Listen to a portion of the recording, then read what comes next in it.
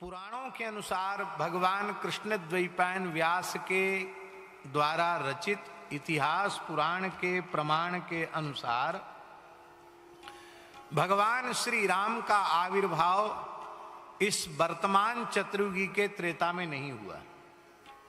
भगवान श्री राम का आविर्भाव 24वीं चतुर्युगी के त्रेता में हुआ है। इस समय 28वीं चतुर्युगी का कलयुग चल रहा है और 24वीं चतुर्युगी का जब त्रेता था तब भगवान श्री राम का अवतार हुआ। रामावतार के समय को लगभग 2 करोड़ वर्ष होने वाला है। पुराणों के गणित के अनुसार 1 करोड़ 85 लाख और कुछ वर्ष हैं, तो ऐसा समझ लो लगभग 1.25 करोड़ से ऊपर वर्ष का समय रामावतार को हो गया। अब आप ध्यान से सुनना जो हम कहना चाह रहे हैं। 1 करोड़ 85 लाख और कुछ हजार वर्ष हो चुका है, तो ऐसा समझें कि लगभग मोटा मोटी इतना याद रखें 1.25 करोड़ वर्ष पहले रामावतार हुआ था। आजकल लोगों को 10-11 लाख वर्ष में ही परेशानी हो रही है, लेकिन पुराणों को देखिए तो अनेक प्रमाण है कि 24वीं चतुर्युगी के त्रेता में रामावतार हुआ। उस समय जब भगवान श्री राम चित्रकूट में कामदगिरि पर्वत पर विराज रहे थे, एक दिन की बात है, भगवान श्री राम ने कुछ ग्वालों को, गोपालकों को, गाय चराने वालों को गायों के झुंड के साथ जाते हुए देखा। वो सब मोर पंख लगाए थे, पगड़ी बांधे थे, बांसुरी लिए थे, लकुट लिए थे।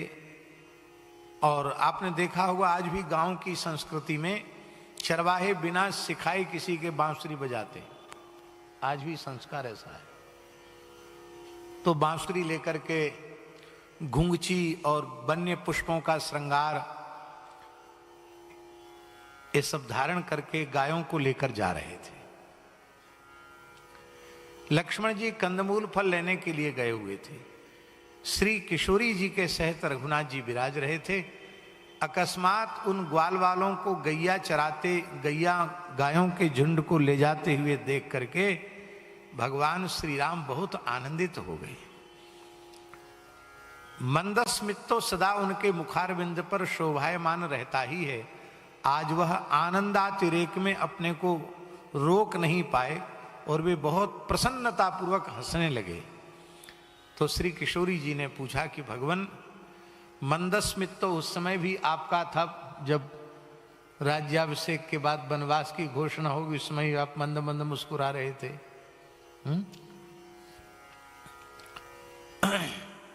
तथा न ममले वनवास दुखता प्रसन्नताम यान गताभिषेकतस्तथा न ममले वनवास दुखता मुखाम्बुज श्री रघुनंदनस्य में सदास्तु सा मंजुल मंगल प्रदा। लेकिन आज इतने खिलखिलाकर आप हंस रहे हैं, आपके हंसने का कारण क्या है? ऐसा उन्मुक्त हास हमने अयोध्या जी में भी नहीं देखा और अयोध्या से चलकर यहां तक आए आज के इस हास्य के पहले भी ऐसा उन्मुक्त हास्य नहीं देखा। आज इस हास्य का कोई न कोई विशिष्ट कारण अवश्य है। जब अधिक आग्रह पूर्वक श्री जानकी जी ने पूछा तो भगवान ने ग्वालों की ओर इशारा किया कि देखो गैया चराते हुए, गीत गाते हुए, बांसुरी बजाते हुए जा रहे हैं, उनको देखकर मुझे हंसी आई। उनको देख के वो तो हमेशा ही यहीं से निकलते हैं, आज क्यों हंसी आई? तो श्री ठाकुर जी ने कहा कि हे प्राण वल्लभे, इन ग्वालों को गैया चराते हुए देखकर मुझे अपने होने वाले 28वीं चतुर्युगी के द्वापर के अंत में होने वाले कृष्णावतार की स्मृति आ गई। अच्छा, आप अवतार लेंगे? बोले हाँ। तब श्री किशोरी जी के जिज्ञासा करने पर राम जी ने 28वीं चतुर्युगी के द्वापरांत में होने वाली अपनी कृष्णावतार की लीला का जन्म से लेकर ब्रज लीला, वृंदावन लीला, मथुरा लीला, द्वारिका लीला, संपूर्ण कृष्ण लीला का भगवान श्री राम ने कामदगिरि पर विराजमान होकर श्री जानकी जी को श्रवण कराया। जानकी जी ने कहा कि भगवान उस समय आप कैसे लगेंगे, हम आपकी उस छवि का दर्शन करना चाहते हैं। आप गैया चराएंगे, रास रचाएंगे, कैसे लगेंगे, आपकी उस झांकी का हम दर्शन करना चाहते हैं। ठाकुर जी ने कहा दर्शन कर लेना, मैं श्री कृष्ण होऊंगा और तुम्हें श्री राधा के रूप में प्रकट होना होगा, तो तुम ही तो वृंदावनेश्वरी, रासेश्वरी, रसेश्वरी होगी। कहा नहीं, अभी इस अवतार में उस अवतार के स्वरूप का दर्शन कराइए। ये जो राधा रानी है वो साक्षात श्री जानकी जी ही है। अब ये चर्चा हमने महाराज जी गिरिराज जी में जो सूर श्याम में उत्सव था, राधा कृपा कटाक्ष का जब हमने गायन किया, संतों का आग्रह था कि राधा कृपा कटाक्ष आप अपनी वाणी से गा दें तो और संतों को सुविधा होगी। अभी तो हमारे ब्रज के संतों की कुटिया कुटिया में मोबाइल में संतों ने उसको भर रखा है और वो राधा कृपा कटाक्ष का बड़ा सुंदर श्री जी की, गिरिराज जी की कृपा से उच्चारण हुआ। उसमें महाराज जी राधा रानी के लिए एक शब्द आया, प्रमोद काननेश्वरी। आप प्रमोद काननेश्वरी हैं। तो हमारे ब्रज के 12 वन में प्रमोद वन नहीं है। प्रधान प्रमोद वन श्री अयोध्या जी में है, जहां श्री रघुनाथ जी का नित्य रास होता है। इसलिए वहां राधा कृपा कटाक्ष में नारद पांचरात्र में नारद जी कह रहे हैं, देवर्षि नारद जी कह रहे हैं कि हे राधा रानी, आप श्री अयोध्या प्रमोद वन में श्री सियाजू के रूप में विराजमान है। और श्री स्वामी अग्रदेवाचार्य जी महाराज ने भी जय जय श्री वन प्रमोद रसिकन सुखदाई, वहीं से उनका आज भी अयोध्या में महाराज जी समाज होती है, तो इसी पद से समाज आरंभ होती है, जय जय श्री वन प्रमोद रसिकन सुखदाई। प्रमोद वन का स्मरण करके ही वहां रसिकों की समाज का आरंभ होता है। आप प्रमोद काननेश्वरी। और गर्ग संहिता में भांडीर वट पर जब श्री राधा कृष्ण का वैदिक पद्धति से श्री ब्रह्मा जी महाराज विवाह कराते हैं, तो उस समय ब्रह्मा जी स्तुति करते हुए कहते हैं, केवल उतना ही अंश हम बोलेंगे, वो गर्ग संहिता में पूरी स्तुति आप पढ़ लेना। जनक रघुनंदनस्त्वं जनकात्मजेयं, रघुनंदनस्त्वं जनकात्मजेयं, रघुनंदनस्त्वं जनकात्मजेयं, रघुनंदनस्त्वं जनकात्मजेयं। श्री कृष्ण दुल्हा दुल्हन राधा कृष्ण बैठे हैं और ब्रह्मा जी कहते रघुनंदनस्त्वम, आप रघुनंदन हैं। और राधा रानी के लिए कहते इयम जनकात्मजा, ये जनक नंदनी है, ये जानकी जी।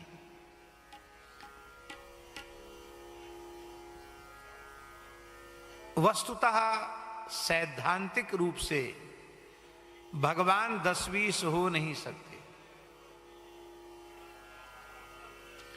भगवती भी 10-20 नहीं हो सकती।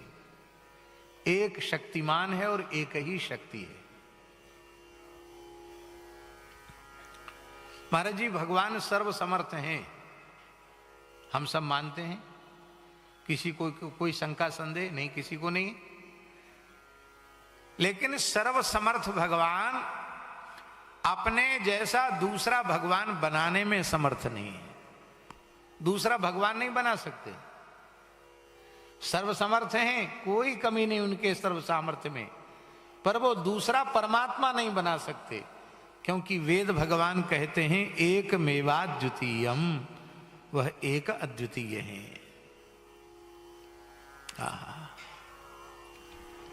इसलिए भगवत तत्व में भेद बुद्धि करने से मैं बार बार प्रार्थना करता हूं, रामकृष्ण नारायण में भेद करेंगे तो भगवत अपराध होगा,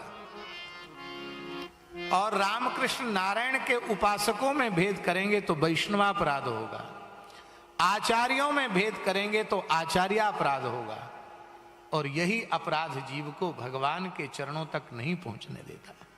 इसलिए भगवत भागवत अपराध से बचते हुए अपनी गुरु प्रणाली से प्राप्त परंपरा से प्राप्त उपासना साधना को करते हुए जीव को पर निंदा पर चर्चा से बचते हुए अपने आराध्य का सभी स्वरूपों में दर्शन करते हुए और साधन करना चाहिए। यही मर्यादा है। तब श्री ठाकुर जी बहुत प्रसन्न हुए जानकी जी के आग्रह को सुनकर के, और श्री चित्रकूट कामदगिरि की ही एक शिला, जैसे हमारे ब्रज में गिरिराज जी की प्रत्येक शिला श्री कृष्ण का स्वरूप है, ऐसे ही हमारे चित्रकूट धाम में कामदगिरि की प्रत्येक शिला श्री रघुनाथ जी का स्वरूप है। जैसे ब्रज में ब्रज के बाहर नहीं जाते हैं गिरिराज जी, ऐसे ही चित्रकूट के बाहर नहीं जाते हैं कामदगिरि भगवान। वहां भी शिला बाहर नहीं जाती, बाहर ले जाती उपद्रव शुरू हो जाता है। गिरिराज जी भी ब्रज में ही विराजते हैं, कामदगिरि भी चित्रकूट में ही विराजते हैं। पर हमारे यहाँ मलुकपीठ गौशाला में कामदगिरि और गिरिराज जी दोनों एक साथ विराजे हैं, एक साथ विराजे हैं दोनों। हमने कहा जब दोनों आप भाई भाई हो, राम कृष्ण में भेद नहीं तो गिरिराज जी में कामतानाथ जी में भेद कहां से आया? अब भेद नहीं है तो दोनों भैया एक संग रहो। तो हम तो उठा के लाए, कोई परेशानी नहीं, लेकिन आप उठा के मत लाना कामदगिरि से। हम तो बड़े दिव्य स्वरूप लेके आए। तो श्रीनाथ जी विराज रहे हैं, हनुमान जी विराज रहे हैं, कामदगिरि भगवान और श्री गिरिराज जी भी विराज रहे हैं। तो गिरिराज जी की शिला को, कामदगिरि की शिला को भगवान श्री राम ने अपनी अंक में लिया, गोद में लिया, और अपने तरकस से बाण निकाला और बाण की नोक से शिला में खोद करके श्री गोपीनाथ जी के स्वरूप को प्रकट किया। माने साक्षात परब्रह्म श्री राम के करकमल से निर्मित चित्रकूट कामदगिरि की ब्रह्मशिला, जो साक्षात राम जी का ही स्वरूप है, शालिग्राम स्वरूप है, उस शिला में स्वयं श्री रघुनाथ जी ने अपने करकमल से अपना ही स्वरूप, जो भगवान का वाण है, उसके स्पर्श से भगवान ने गोपीनाथ जी को प्रकट किया। बोलो श्री गोपीनाथ जी महाराज की जय। अब आप विचार करो, गोपीनाथ जी कितने वर्ष पुराने हैं? हाँ, 2.25 करोड़ वर्ष पुराने हैं। बताओ, पूरी दुनिया में इतना बड़ा इतिहास किसी का है? 2.25 करोड़ साल पुराना इतिहास किसी के पास है? अब विग्रह प्रकट हो गए तो सेवा। तो श्री जानकी जी स्वयं ही कामदगिरि की कंदरा में गोपीनाथ जी को विराजमान करके दिन भर इनसे ही खेलती रहती थी, इन्हीं को लाड़ लड़ाती थी श्री जानकी जी। तो यह और एक विशेष बात है कि गोपीनाथ जी के स्वरूप को लाड़ लड़ाया है साक्षात श्री प्रिया जी ने, श्री किशोरी जी ने, श्री जानकी जी ने अपने हाथ से उनकी सेवा की। अब चित्रकूट की लीला की अवधि पूरी हुई, अब भगवान को आगे प्रस्थान करना है। श्री जानकी जी की गोपीनाथ जी में बड़ी ममता हो गई और बोले हम तो गोपीनाथ जी के स्वरूप को तो नहीं छोड़ेंगे, तो साथ ही रखेंगे। अब इतने बड़े स्वरूप को कैसे साथ रखें? सरकार बोले अभी बहुत लीला करना है, आगे चलकर तुम पावक महु करो निवासा, जौलक करो निशाचर नासा। आपको भी अग्नि में जाना पड़ेगा और आपके प्रतिबिंब से आगे की लीला संपादित होगी, तो ये रह नहीं सकते साथ में, तो इनकी सेवा पूजा की व्यवस्था करो। तब भगवान ने ब्रह्मा जी और शंकर जी का आवाहन किया। दिन की दिवस कालीन गोपीनाथ जी की सेवा श्री ब्रह्मा जी को प्रदान की गई। ब्रह्मा जी दिन में सेवा करते थे महाराज जी इनकी, और रात्रिकालीन अष्टयाम की सेवा, क्योंकि सहचरी स्वरूप है वृंदावन में, वो गोपीश्वर हैं, इसलिए लगता है कि रात्रिकालीन सेवा श्री भोले बाबा को, शिव जी को प्रदान की गई। रात्रिकालीन अष्टयाम चार प्रहर की सेवा श्री शंकर जी, और दिन के 4 प्रहर की सेवा श्री ब्रह्मा जी। इस तरह से ब्रह्मा जी और शिव जी, इन दोनों के द्वारा गोपीनाथ जी का अष्टयाम चित्रकूट कामदगिरि में होने लग गया। और ये तो दिव्य देवता हैं, सबकी दृष्टि पथ में तो आते नहीं हैं, पर लोग जाकर के जैसे ब्रज में श्रीनाथ जी का गिरिराज पर्वत पर दर्शन करते थे, ऐसे ही कामदगिरि पर जाकर लोग गोपीनाथ जी का दर्शन करते थे। अनुमान है लगभग 800 वर्ष पहले जो जगन्नाथपुरी के राजा रहे होंगे, ये तो यहाँ के इतिहास के जो विशेषज्ञ हैं वो यदि इसको खोजेंगे तो उनको स्पष्ट मिलेगा। कितने वर्ष पुरानी बात है जब चित्रकूट से आए? 1100। तो कितने वर्ष हो गए? हाँ, 1160 ईस्वी में चित्रकूट से चलकर गोपीनाथ जी रेमुणा पधारे। 800 वर्ष पहले। कितने वर्ष पहले? 800 वर्ष पहले जगन्नाथपुरी के राजा महारानी के सहित, हाँ देख लो नाम भी आ गया, लांगुला नरसिंह देव उस समय राजा थे, उस समय के गजपति वही थे। लांगुला नरसिंह देव 800 वर्ष पहले श्री 865 वर्ष पहले 865 वर्ष पहले जगन्नाथपुरी के राजा गजपति महाराज लांगुला नरसिंह देव जी थे। वे अपनी महारानी के सहित तीर्थ यात्रा करते हुए अयोध्या, वाराणसी सब जगह होते हुए चित्रकूट धाम पधारे। और जब चित्रकूट कामदगिरि की परिक्रमा करते हुए आपने पर्वत पर चढ़ करके श्री गोपीनाथ जी का दर्शन किया तो बस भाव विह्वल हो गए। परम भागवत लांगुला नरसिंह देव, बस मन उनका आसक्त हो गया और महारानी का मन और ज्यादा अधिक आसक्त हो गया।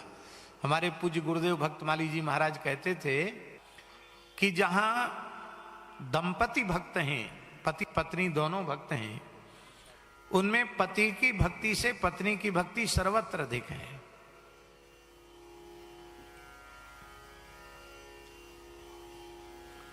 महाराज जी लोगों के घरों में देख लो, जहां दोनों ही वैष्णव हैं, दोनों ही भक्त हैं, आपके भी अनुभव में आता होगा, वहां माताओं की भक्ति ज्यादा होती। उसका कारण है कि माताएं भक्ति स्वरूपा ही हैं। सामने प्रत्यक्ष देख लो, झाजी भक्त हैं, इसमें कोई संदेह नहीं है, लेकिन झाजी से उनकी जो गृहिणी है, हमको ऐसा लगता है कि भक्ति में वो झाजी से बहुत आगे हैं। बहुत ही भाव उनका गुरु जी के प्रति, संतों के प्रति ऐसा सुंदर भाव दुर्लभ है। इसे ब्रज में देख लो, ग्वाल वाल ठाकुर जी के संग ही खेलते खाते रहते हैं, लेकिन ग्वाल प्रेम की ध्वजा नहीं कहा, गोपी प्रेम की ध्वजा, गोपियों को प्रेम की ध्वजा कहा। तो दंपति भक्त में पत्नियां भक्त अधिक होती हैं, माताएं भक्ति मती होती हैं, क्योंकि उनका स्वरूप ही भक्ति का है, वो साक्षात भक्ति स्वरूपा ही हैं। तो उनमें भक्ति न होगी तो किसमें होगी? भक्ति के लिए भाव प्रधान अंतःकरण की आवश्यकता है, और भाव प्रधान अंतःकरण भगवान की ओर से माताओं को मिला हुआ है। इसीलिए किसी को नारी देह प्राप्त हो गया हो तो वो सौभाग्य मनावे कि भगवान की भक्ति के लिए इस देह से उत्तम कोई देह नहीं।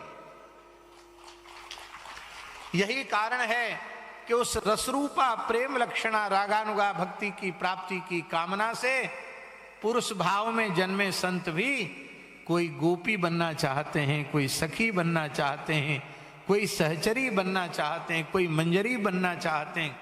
सखी सहचरी मंजरी गोपी क्यों बनना चाहते हैं? इसलिए बनना चाहते हैं कि उस भाव के लिए पहले उस स्वरूप का अनुसंधान करना पड़ेगा, तब वह वस्तु सुलभ होगी। यही कारण है। तो हमने जैसा गुरुजनों के मुखारविंद से सुना है कि लांगुला नरसिंह देव की जो महारानी थी, क्या नाम था, नाम भी आपको याद होगा, तो उनकी जो महारानी थी वो विशिष्ट भक्ता थी। उन्होंने कहा कि हम तो प्राण त्याग देंगी पर बिना गोपीनाथ जी को लिए जाएंगे नहीं। अनशन कर लिया महाराज जी रानी ने, अन्न जल त्याग दिया। तब श्री गोपीनाथ जी द्रवित हो गए, ब्रह्मा जी शंकर जी प्रकट हो गए। बोलो ब्रह्मा जी शंकर जी महाराज की जय। बोले महारानी हठ मत करो, महाराज हठ मत करो, ये सेवा साक्षात श्री किशोरी जी ने, रघुनाथ जी ने हमको सौंपी है, हम इसको त्याग नहीं सकते, आप प्रसन्नता पूर्वक पूरी प्रस्थान करो। तब महाराज ने अपने निश्चय को नहीं बदला। तो ब्रह्मा जी शंकर जी ने सोचा कि अब गोपीनाथ जी से ही निर्णय करावें। प्रभो ये बहुत हठ कर रहे हैं, आपकी क्या आज्ञा है? ब्रह्मा जी शंकर जी तो सोच रहे थे कि चित्रकूट छोड़ के गोपीनाथ जी कहीं नहीं जाएंगे, लेकिन ये तो इनके मन की यही जाने। गोपीनाथ जी बोले उचित अनुकूल अवसर आ गया है, इनके साथ जाने की ही हम प्रतीक्षा कर रहे थे, ये हमको जहां ले जाना चाहें ले जाएं, अब आपकी सेवा पूर्ण हो गई, अब ये मेरी सेवा करेंगे। तब गोपीनाथ जी वहां से चल करके यहां आए, अभी पुरी नहीं पहुंचे थे। त्रेता में रामावतार काल में भी भगवान श्री राम ने यहां विचरण किया है, ऐसा भी प्रमाण आता है कि रामावतार काल में पुरी जाते समय भगवान ने यहां विचरण किया है। और यहां एक जगह गोपी क्षीरचोरा गोपीनाथ जी के आगे राम जी के द्वारा स्थापित शिव जी भी है, गार्गेश्वर महादेव। और एक जगह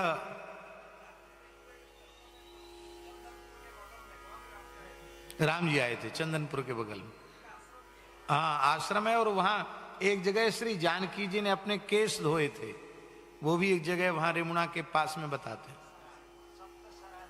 सप्तसरा नदी, जहां जानकी जी ने स्नान किया। तो त्रेता में रामावतार में भी भगवान आए थे।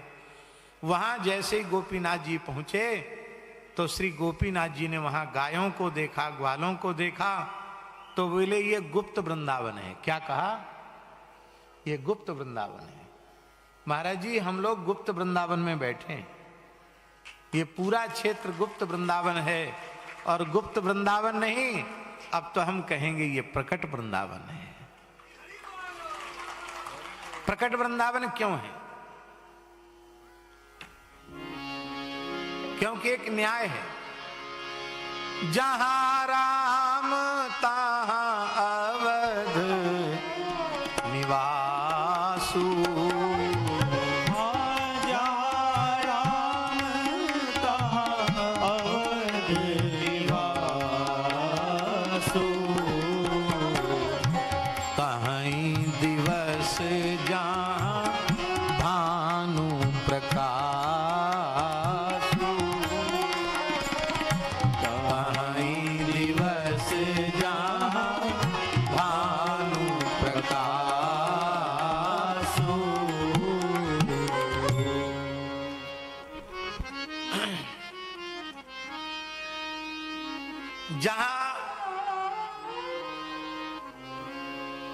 श्री राम है, जहां रामतः अवध निवास हो, जहां श्री राम है वहीं अयोध्या है, और जहां सूर्य है वहीं दिन है, तो जहां गोपीनाथ जी हैं वही वृंदावन है। इसलिए गुप्त वृंदावन तो तब तक था जब तक गोपीनाथ जी नहीं आए थे। गोपीनाथ जी आ गए तो गुप्त वृंदावन प्रगट वृंदावन हो गया। इसके लिए उड़ीसा का उत्कल प्रदेश का वृंदावन रेमुणा क्षीरचोरा गोपीनाथ जी।